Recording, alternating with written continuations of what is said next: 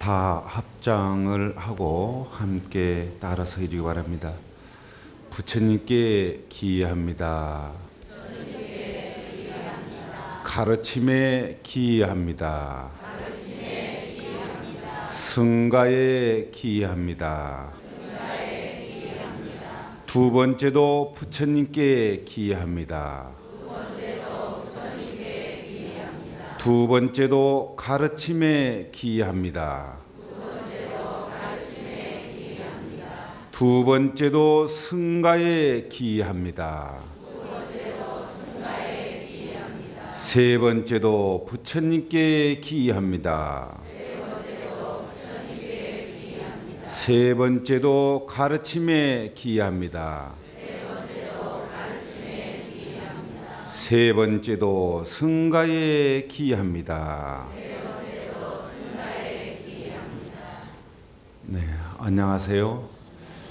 오늘은 임진년 동지 날입니다. 동짓날 옛 문헌에 보면은 눈이 많이 오고 날씨가 추우면은 다음 해에 풍령이 든다고 했습니다. 그리고 동짓날 따뜻하고 너무 날씨가 따뜻하면은 그 다음 해에 병이 많이 생기고 흉년이 든다는 얘기가 있는데 올해 임진년 동짓날 밖에는 원래 비가 온다고 했는데 오늘 하얗게 지금 눈이 많이 내리고 있습니다. 내년에는 올 임진년보다 보다 나은 그러한 풍년이 들 것 같습니다. 며칠 전에 새 대통령도 우리 헌정 이래에 첫 여자분이 대통령이 되셨고 또한 부녀가 대통령이 이렇게 된 것은 처음 있는 일입니다. 그만큼 내년 새해에 다들 희망과 꿈을 안고 새해를 이렇게 맞이하게 됐습니다. 동지는 우리 고유의 세시 풍습입니다. 불교에 이렇게 있는 그러한 명절이 아니고 우리 세속에 있는 한 해를 맞이하는 그러한 양력으로는 며칠 안 있으면 이제 임진년이 끝나고 음력도 한 달밖에 안 남았습니다. 주나라 때라든지 은나라 주나 때는 바로 동지 음력으로 11월 동짓날이 바로 설날이라 해가지고 이렇게 설을 세웠어요. 오늘 우리가 양말을 나눠주고 달력을 나눠주는 것도 또한 팥죽을 먹는 것도 다 그때부터 이렇게 내려오는 우리 고유의 아름다운 풍습입니다. 문헌에 보면은 동짓날부터 섣달 구문날까지 며느리가 시어머니 또한 집안의 시부모님을 위해서 버선을 지어서 이렇게 들여서 따뜻하게 한겨울을 잘 건강에 나시라는 그러한 어른 공경의 의미가 있습니다. 이것을 뭐라 하냐면 헌말이라고 했어요. 헌은 드리우다, 올리다, 공양을 올리다. 말은 버섯 말자입니다. 가죽 가죽 혁자 옆에다가 끝말자 해서 버섯 말 이렇게. 요즘 우리가 뭐라 하죠? 여러분들 오늘 드린 것은 양말이라 하죠. 양말은 버섯인데 이건 서양 쪽에서 들어왔다 해서 양말이에요. 요즘 우리가 구두 신고 이렇게 하다 보니까 이 고무신 옛날 코가 삐죽하는 이거하고 다르기 때문에 거기에 맞춰서 이제 양말을 신게 되는데 바로 한겨울에 추위에 잘 건강하시라고 이렇게 버선을 지어서 이렇게 어른들에게 올렸던 이러한 풍습입니다. 이런 아름다운 풍습이 우리는 있는데 요즘은 다 잊혀져 가는 게 좀 아쉬울 뿐입니다. 또한 이 동짓날에 또한 팥죽을 써서 서로 이웃끼리 나눠 먹기도 하고 또한 동짓날은 달력을 또 나눠주는데 이 달력은 옛날에 궁중에서 관상감이라는 이러한 그 관청에서 달력을 만들어서 임금님께서 밑에 신하에게 나눠주면 신하는 그 밑에 고을에 보내고 고을은 또한 그걸 베껴서 다른 그 주민들에게 백성들에게 골고루 나눠줬다는 그러한 유래로 우리 절집에도 늘 해년마다 달력을 찍어서 우리 불자님들에게 이렇게 나눠지는 드리는 이런 것은 옛 풍습을 그대로 이어오는 겁니다. 얼마나 아름다운 풍습입니까? 또한 동지는 옹심이를 비벼서 팥죽을 써서 서로 이웃끼리 나눠 먹는데 이제 동지도 세 가지 이 동지가 있어요. 하나는 11월 음력으로 11월 동지달에 초승에 들면은 그러니까 10일 안쪽으로 들면은 애기 동지이라고 중간에 들면은 10일부터 20일 중간에 들면 중동지 또한 20일 이후로 들면은 노동지 늙을 노자 이렇게 해가지고 이제 동지를 셌는데 예동지 때는 집에서 팥죽을 쓰지 않는다 이러한 풍습이 있었어요.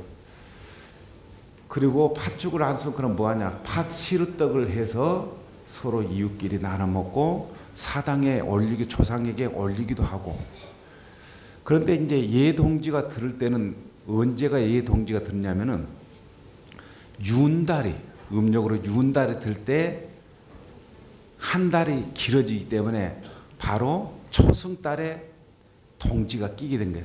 동지는 양력으로 센 겁니다. 양력으로 12월 21일이 됐든지 22일이 됐든지 이제 두 날짜에 늘 걸리는데 왜 21일도 되고 22일도 됐느냐? 1년 12달을 24절기로 이렇게 나눴어요. 태양을 중심으로 해서 그러면은 태양을 중심으로 해서 24절기로 나눠서 보름마다 이렇게 나눠 가지고 24절기를 이렇게 세우는 거예요. 그러면 동지는 대안하고 소안 그 사이에 동지가 이렇게 끼는데 2월 달에 양력으로 28일이 됐다가 29일이 됐다가 하루씩 늘어나다 줄었다 이런 거예요. 28일이 되면은 동지가 12월 22일이 되고 2월 달이 29일이면은 동지가 12월 21일로 이렇게 하루가 땡겨지는 거예요. 올해는 2월 달이 29일이 끼었기 때문에 바로 12월 21일이 바로 동지는 겁니다. 이 태양을 중심으로 해서 양력을 이렇게 했는데 우리나라는 태양을 중심으로 이렇게 타원형으로 도는데 동짓날을 이 북방구라고 해가지고 지구의 북쪽으로 해당되는 우리나라 같은 데는 태양하고 길어진 겁니다. 그런 남반구하고 저쪽은 우리 반대쪽은 태양하고 가까워져요. 우리나라가 태양하고 멀어지기 때문에 밤이 제일 기는 날이 바로 동지고 낮이 제일 기는 날이 바로 하지입니다. 하지 이 타원형으로 이렇게 돌기 때문에 태양을 가만히 있고 지구가 돌면서 타원형을 돌다 보니까 가차운데 올 때는 바로 하지에 이렇게 가차워지는 거예요. 그러니까 그때 태양이 제일 길고 오늘은 제일 태양하고 멀어지는 거예요. 그 밤이 제일 길은 날입니다. 이제 내일부터는 이제 차차 하루하루 이제 밤이 짧아지고 낮이 이제 길어가는 거예요. 그렇기 때문에 옛날에는 이제 오행상 낮과 밤을 오행상 양과 음으로 이렇게 있는 거예요. 낮을 양이라 하고 남자를 양이라면은 여자를 음이라 하고 밤을 음이라 하듯이 음과 양과 음을 항상 이렇게 중국에서는 주역 사상으로 해서 이렇게 했는데 동지는 밤이 길다 보니까 음이 제일 많을 때다. 그리고 다시 해가 길어지기 때문에 바로 오늘이 설날이라 해가지고 은나라 주나라 때는 바로 설을 동짓날로 이렇게 세는 거예요. 태양을 중심으로 했는데 음력으로 정월 초하루는 이건 달을 기운으로 해서 달을 이주로 해서 이렇게 달력을 만들었기 때문에 음력이라고 이렇게 하는 겁니다. 양력은 태양을 중심으로. 그래서 이 동짓날은 새해를 맞이하고 또한 지난 것을 다 용서하고, 옛날에는 이제 마을에서 빚이 있다면 농부가 하늘을 하다 보면 빚도 지고 그럴 거 아닙니까? 그런데 동짓날을 맞이해서 모든 빚을 다 청산했대요. 그리고 내년에는 새로운 농사를 져서 잘 하라고, 마지막 동지까지 빚을 못 갚으면은 그 다음 해에 빚이 없는 걸로 이렇게 해주고 다시 새로운 농사를 짓게 했던 그러한 민가에는 그러한 풍습이 있습니다. 동지 때는 팥죽을 써먹지 말라는 그러한 것들은 어디 문헌에는 나타나지 않아요. 그런데 뭔가 아까 얘기했듯이 그 윤달에 드는 해에 동지가 낀다 그랬죠. 그래서 팥떡을 해서 먹어라 이렇게 되는데, 아무래도 윤달에는 집안에 그 이장 같은 거 많이 하죠. 그렇기 때문에 그러한 거 핑계를 대서 조상에게 떡을 올리고 싶은데 팥죽도 쓰고 떡도 하다 보면 옛날에 먹고 살 게 없어서 아무래도 얘들한테 거짓말하기 위해서 그렇든지 어떻든지 동지 때는 팥죽을 안 쓴다, 그냥 떡만 해서 그냥 사당에도 올리고 이렇게 한다라고 이렇게 아마는 머리 좋게 그렇게 했을 거예요. 지혜롭게. 바로 옛 조상님들은 지혜롭게 이렇게 늘 생활을 살고 또한 풍수도 만들었습니다. 아까 동짓날 매섭고 눈이 많이 오고 추우면은 농사가 잘 되고, 또한 따뜻하면은 다음에 흉년이 든다는 얘기도, 동짓날 따뜻한 날이 며칠 되겠어요? 한번 생각해봐요. 동짓날 굉장히 추울 수밖에 이제 희망을 주기 위해서 그런 말을 한 것 같습니다. 우리 조상님들은 이렇게 동지를 아주 슬기롭게 이렇게 맞이했습니다.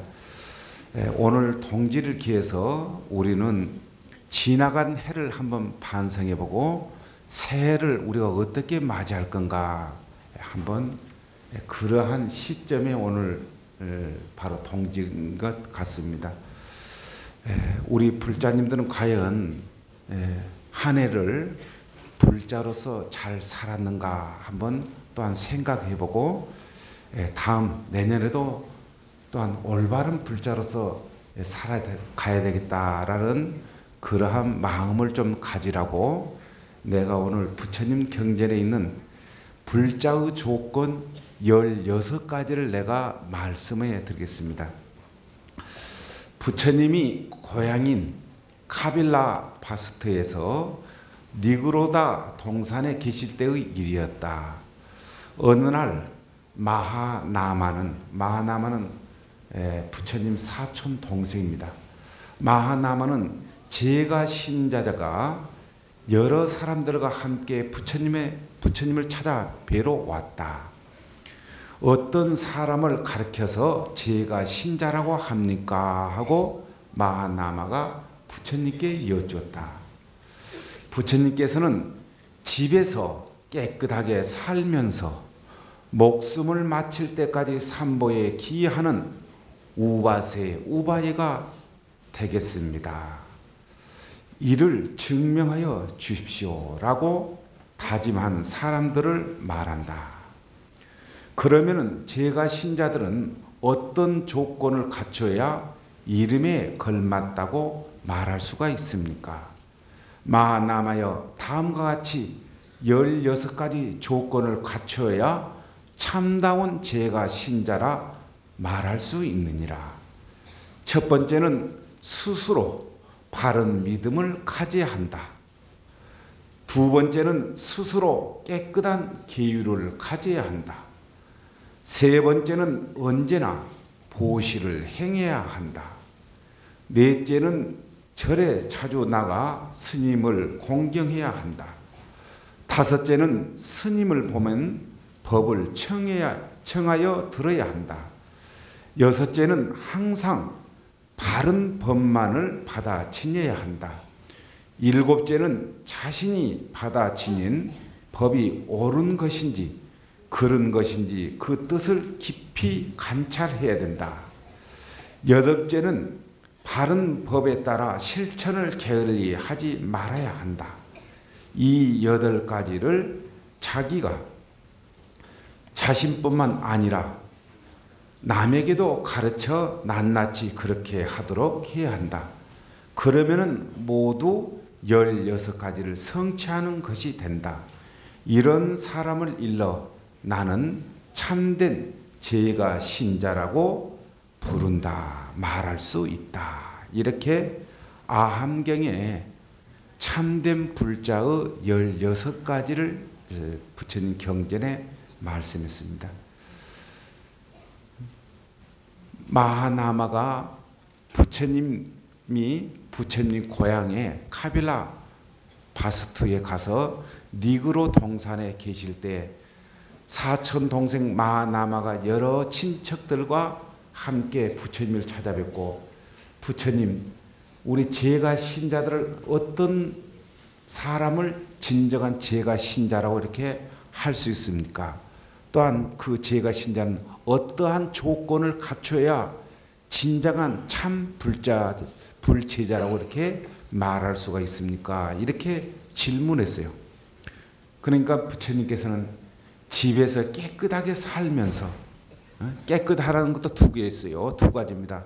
밖으로 집안과 내 몸을 단정하는 것도 깨끗하지만 안으로 내 마음을 청정하게 갖는 것도, 이것도 깨끗하는 거예요. 어떤 게 더 낫겠어요? 집은 깨끗하라 하니까 집만 깨끗하게 해놓고 마음은 시커먼 도둑놈 심보 같은 거, 이게 깨끗하겠습니까? 그래도 집은 그냥 대강 하더라도 마음을 청정히 갖는 게 더 깨끗하겠어요?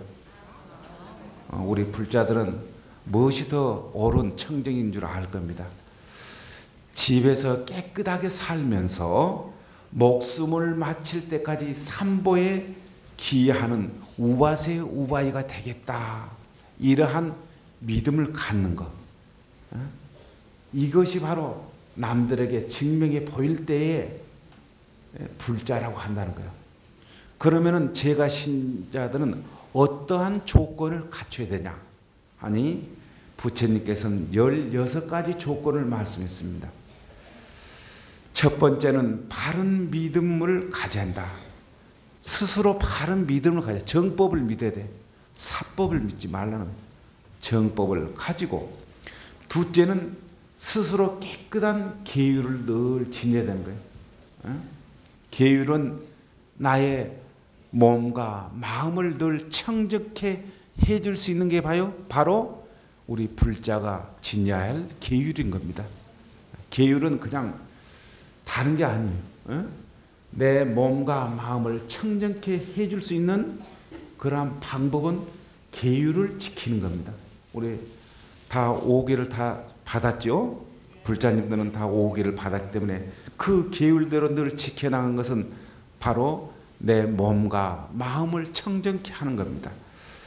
세 번째는 언제나 보시를 행해야 한다. 보시라는 것은 뭐 내가 받기 위해서 하는 게 아니고 남을 베품으로써 결국 내가 그러한 내 생에 현재의 복을 짓는 겁니다. 남 좋아라고 하는 게 아니고 결국 내 스스로 내 복을 내가 짓기 때문에 스스로 보시를 행해라. 부처님 경계는 보시를 행할 때 남을 시켜서 하지 말라. 어느 임금은 가난한 사람을 밑에 실화를 시켜서 하니까 부처님께서는 임금님이시여 그렇게 보시를 하는 게 아닙니다. 손수 하나라도 손수 당신이 해야 스스로가 복이 되는 것이, 남 시켜서 하는 것은 그 사람의 복밖에 안 된다. 이렇게 임금을 제도했습니다. 여러분들도 보시를 실천할 때 내 스스로 내 몸소 하는 것입니다. 넷째는 절에 자주 나가 스님을 공경해야 된다. 절에 나가라. 자주 나가라. 스님을 공경해야 한다.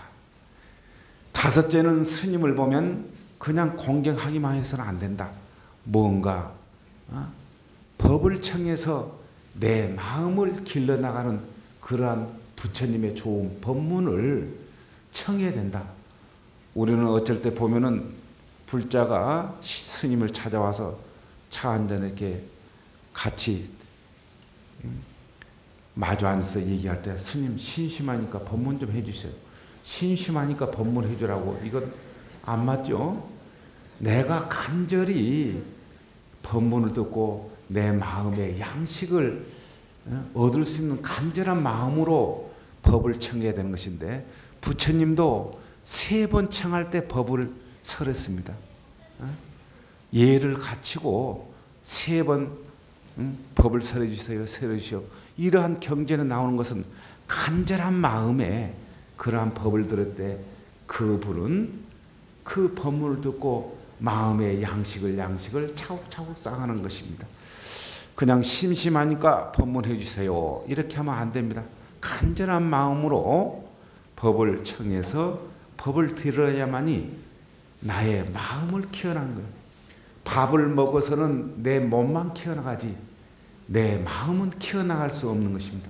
이 마음을 키워나갈 수 있는 것은 바로 부처님의 진리, 법을 청해 들어서 내 마음을 키워나가기 때문에 절에 자주 가서 스님을 공경해라. 스님을 뵙거든 다른 내 사주 이름 지어주세요. 혼인 날짜 받아주세요. 뭐 해주세요. 이사를 동쪽으로 해야 됩니까? 서쪽으로 해야 됩니까? 이런 것만 묻지 말고 차라리 내가 어떻게 하면 내 마음이 편안해지겠습니까?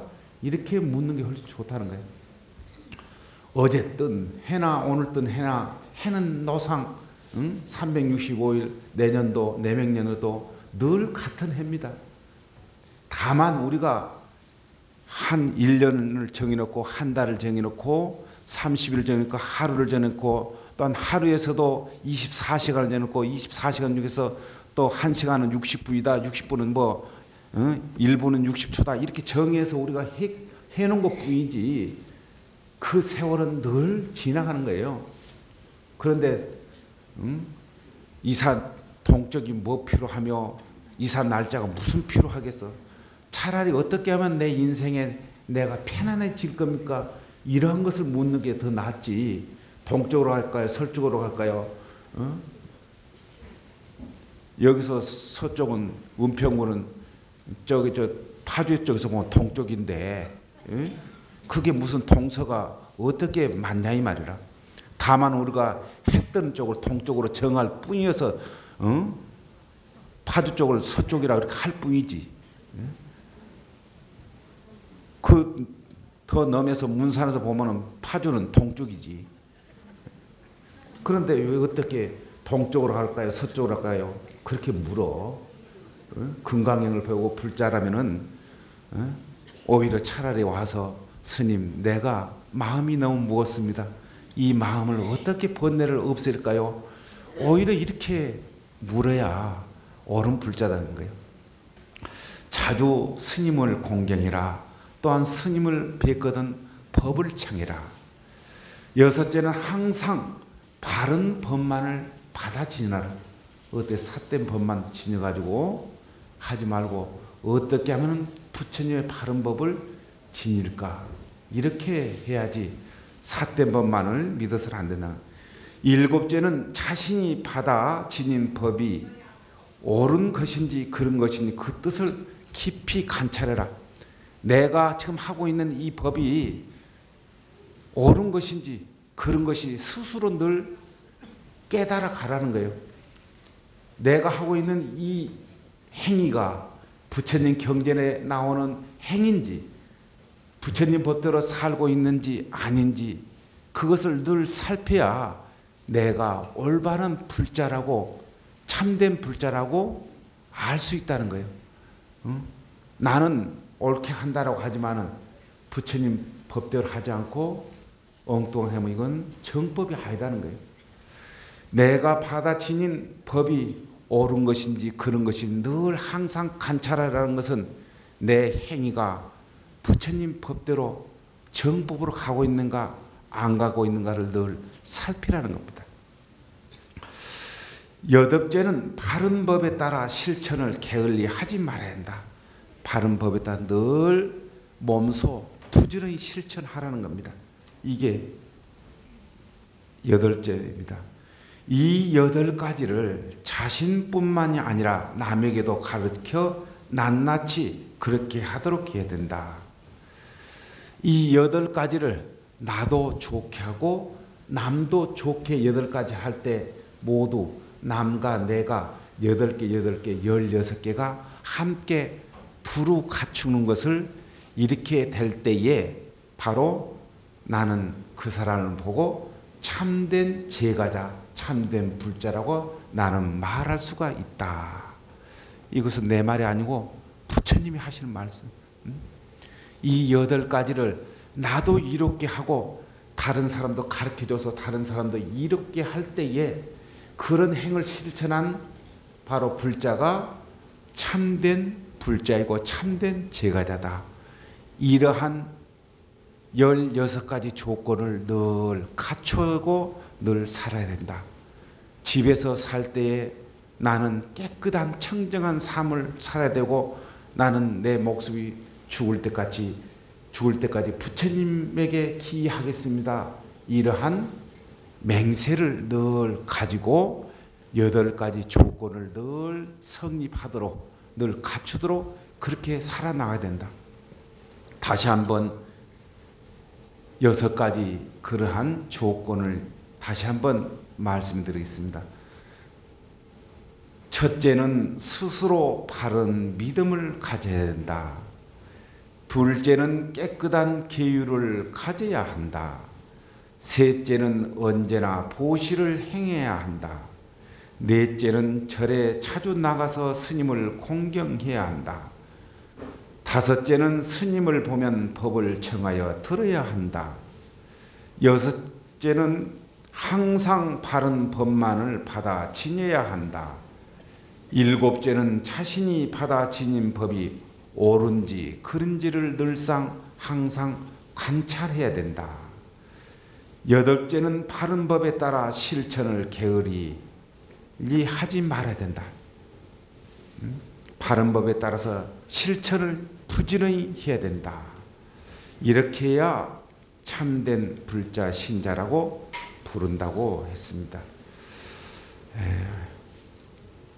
바로 이 6가지가 과연 올 한 해 동안에 내가 참다운 불자로서 그렇게 실천했던가 안 했던가 한번 반성하시고 내년에는 바로 이 16가지 나도 6가지 좋은 조건을 갖추고 또한 그것을 다른 사람에게도 가르쳐줘서 다른 사람도 8가지가 갖추어질 때 모두 함께 16가지가 갖추어질 때 옳은 불자, 참 불자라고 했기 때문에 내년은 꼭 그렇게 하시기 바라면서 또한 내년에 새해를 맞이해서 우리는 어떤 마음으로 살아나가야 하나 부처님 경전의 말씀을 한번 드리겠습니다. 부처님이 사바티 기수 국고동현에 계실 때의 일이었다. 어느 날 부처님은 부지런하면 생기는 좋은 일에 대해서 이렇게 말씀하셨다. 함부로 굴지 않고 게으르지 않음은 모든 좋은 일의 근본이며 모든 좋은 일의 원인이며 모든 좋은 일의 시작이다. 함부로 굴지 않고 게으르지 않음은 모든 좋은 일 가운데 제일이 된다. 마치 농사를 지을 때 그 모든 것이 다 대지를 원인으로 하고 대지를 의지해서 땅을 바탕으로 이루어지는 것처럼 함부로 굴지 않고 게으르지 아니함은 모든 좋은 일 가운데 제일이 된다. 마치 씨앗을 심으면 초목과 온갖 곡식 그리고 약초들이 나서 자랄 때 땅을 원인으로 하고 또 땅을 의지하며 땅을 바탕으로 이루는 것처럼 그렇다. 함부로 굴지 않고 게으르지 않으면 모든 좋은 일 가운데 제일이 된다. 마치 모든 뿌리향 가운데 침향이 제일인 것처럼, 또 모든 나무향 가운데 붉은 전당이 제일인 것처럼, 또 모든 물 속에 있는 꽃 가운데 제일인 바로 연꽃처럼, 또 모든 뭇꽃 가운데 수많은 꽃이 제일인 것처럼, 모든 짐승의 발자국 가운데 코끼리 발자국인 것처럼, 함부로 굴지 않고 게으르지 않으면 모든 좋은 일 가운데 제일이다. 마치 모든 짐승 가운데 사자가 제일인 것처럼, 진을 치고 전쟁할 때 요새가 제일인 것처럼, 누각을 지을 때 석가래가 의지하는 태들보가 제일인 것처럼, 함부로 굴지 않고 게으르지 않으면 모든 좋은 일 가운데 제일이 된다. 마치 모든 산 가운데 수미산이 제일 높은 것처럼, 모든 왕 가운데 전륜성왕이 제일인 것처럼, 모든 광명 가운데 지혜 광명이 제일인 것처럼, 모든 무리 가운데 부처님이 제일인 것처럼, 부처님은 이어서 게으르지 않고 부지런함의 공덕에 대해서 강조했다. 함부로 굴지 않고 게으르지 아니하면 이 세상에서도 좋은 가보를 얻고 내생에서도 좋은 가보를 얻을 것이다. 이렇게 생각하고 수행하기에 게으르지 않으면 반드시 해탈을 얻을 것이다. 중아함경에 나오는 부처님이 부지런해야 좋은 일이 생긴다는 그런 겁니다. 내년 한 해는 바로 우리가 부지런하자는 것입니다. 부지런할 때 모든 것은 다 근본이 되며 좋은 일 가운데 바로 으뜸이 부지런을 해야 된다. 부뚜막에 소금도 갖다 입에 여야 짭다는 말도 있듯이 실천을 하라고 조금 전에 8가지 조건의 마지막으로 열심히 게으르지 말고 실천을 행하라고 말도 부지런히 행하는 말하고 같은 겁니다. 함부로 굴지 않고 게으르지 않으면 모든 좋은 일의 근본이다. 함부로 굴지 말라는 것은 뭐냐면 게으르지 마라, 방해를 하지 말라는 겁니다. 함부로 굴지 않고 게으르지 않으면 이것은 게으르지 말라는 겁니다. 부지런해라는 거예요. 이 부지런하면 모든 좋은 일의 근본이 된다는 거예요. 좋은 일을 하더라도 좋은 줄만 알지 행동으로 실천 안 하고 열심히 안 하면은 어떻게 그러한 좋은 결과를 얻을 수 있느냐 이 말이에요. 가보를 어떻게 대가를 받을 수가 있겠느냐 이 말이죠. 부지런해야 된다는 거예요. 모든 좋은 일의 근본이다. 모든 좋은 일의 원인이며 모든 좋은 일의 시작이 바로 부지런함에 있다는 거예요. 좋은 일의 시작도 부지런함에 돼 있고, 좋은 일의 그 원인도 부지런함에 있고, 좋은 일 하는데 근본도 부지런함에 있다는 거예요. 내년 한 해는 우리 불자가 부처님 일에 대해서 부지런하고, 또한 조계사 모든 불사와 모든 조계사 일에 대한 데 부지런해야 되고, 또한 열심히 힘차게 부지런히 살자는 겁니다. 아무리 좋은 일도 열심히 게으르면 안 이루어진다는 거예요. 열심히 할 때 이루어진다는 거예요. 부처님 법이 아무리 좋고 부처님 법이 아무리 훌륭하다 할지라도 실천 안 할 때는 아무 필요가 없다는 거예요. 부처님은 인도에서 법을 폈고 인도에서 평생을 설법하다 돌아가셨지만 인도는 불교가 한때 없어졌다는 거예요. 왜? 그만큼 불자가 실천을 하고 법을 펴지 않았기 때문에 불교가 없어졌다는 거예요. 그러나 지금 다시 불교가 서서히 일어나듯이 아무리 부처님이 지금 현재 이곳에 부처님이 계시더라도 부처님이 좋은 법을 얘기해도 그 부처님 법을 실천하지 아니하고 열심히 하지 않으면 무슨 소용이 있겠냐. 37조도품 도를 닦는데 기묘한 그러한 법이 있는데 그러한 법도 열심히 실천하지 않고 행동으로 실천하지 아니할 때 그 법이 그 도가 어떻게 이루어지겠느냐. 결국 부전을 할 때 해탈도 이룬다는 거예요. 부처님 법을 행하지 않고 게으리 방해를 할 때 어떻게 해탈이 거기에 있겠느냐.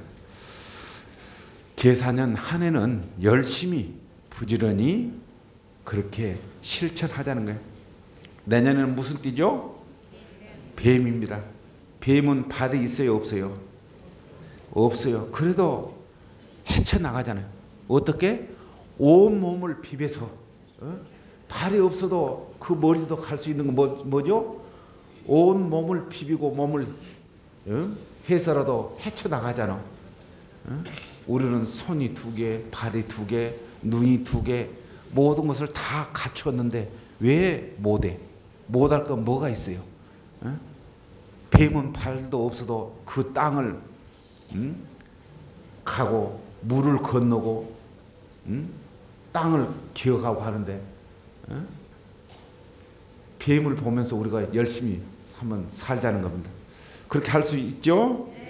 네, 내년에는 바로 우리는 열심히 온 몸을 던져서라도 뱀같이 안 되면 내 몸을 던져서라도 힘차게 불법을 위해서 조계사를 위해서 힘차게 나가도록 합시다.